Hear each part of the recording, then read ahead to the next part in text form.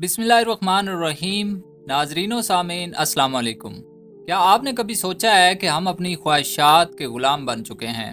وہی خواہشات جو ہمیں ہر دن زندگی کے اہم مقاصد سے دور لے جاتی ہیں، اور جب ہمارا نفس ہمیں بہکاتا ہے تو ہم اسے خدا کی رضا سے زیادہ اہمیت دینے لگتے ہیں۔ اسی حوالے سے ایک بزرگ نے اپنی زندگی کے سب سے اہم جملے کا جواب دیا۔ وہ جملہ کچھ یوں تھا کہ تو میرا خدا نہیں ہے، میں تیرا بندہ نہیں ہوں، تو پھر میں تیری کیوں مانوں؟ ایک مرتبہ دہلی کی جامع مسجد میں ایک بزرگ فجر کی نماز کے بعد سیڑھیوں پر آ کر بیٹھے اور بآواز بلند کہنا شروع کر دیا، تو میرا خدا نہیں، میں تیرا بندہ نہیں، پھر میں تیری کیوں مانوں؟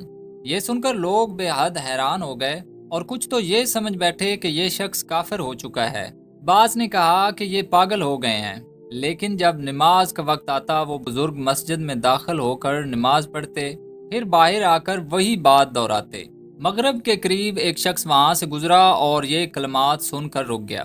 اس نے بزرگ سے پوچھا، حضرت یہ تو کا مخاطب کون ہے اور یہ آپ کس سے کہہ رہے ہیں؟ یہ سن کر بزرگ ہنس پڑے اور فرمایا، دہلی جیسے شہر میں ایک ہی شخص عقل مند نظر آیا، ورنہ تو صبح سے کسی نے مجھ سے یہ نہیں پوچھا کہ میرے تو کا مخاطب کون ہے۔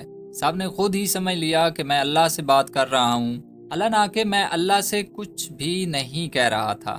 پھر وہ شخص بڑی عقیدت سے کہنے لگا، میرا مخاطب میرا نفس تھا، اور میں اپنے نفس سے کہہ رہا تھا کہ اے نفس، تو میرا خدا نہیں ہے، میں تیرا بندہ نہیں ہوں، اس لیے میں تیری کیوں مانوں؟ میں تو خدا کی مانوں گا۔ یاد رکھو، اگر ہر جائز خواہش کی پیروی میں بے قابو ہو جاؤ گے تو نفس تمہیں اپنی گرفت میں لے لے گا اور تم اللہ کی رضا سے غافل ہو جاؤ گے۔ اس شخص نے اور گہرائی سے پوچھا، یہ آپ کیوں فرما رہے تھے؟ تو بزرگ نے کہا، بات یہ ہے کہ آج فجر کی نماز کے بعد جب میں مسجد سے باہر نکل رہا تھا، میرا نفس شدت سے تقاضا کر رہا تھا آج ناشتے میں حلوہ اور پراٹھا کھایا جائے، تو میں نے فوراً اسے کہا کہ تو میرا خدا نہیں ہے، میں تیرا بندہ نہیں ہوں، اس لیے میں تیری کیوں مانوں؟ میں تو اپنے اللہ کی مانوں گا، اور جب بھی میرا نفس مجھ سے کوئی غیر ضروری خواہش کرتا ہے، میں اسے یہی جواب دیتا ہوں۔ یہ واقعہ ایک عبرت کا پیغام ہے جو انسانوں کو اپنے نفس پر قابو پانے اور خدا کی رضا کے راستے پر چلنے کی ترغیب دیتا ہے۔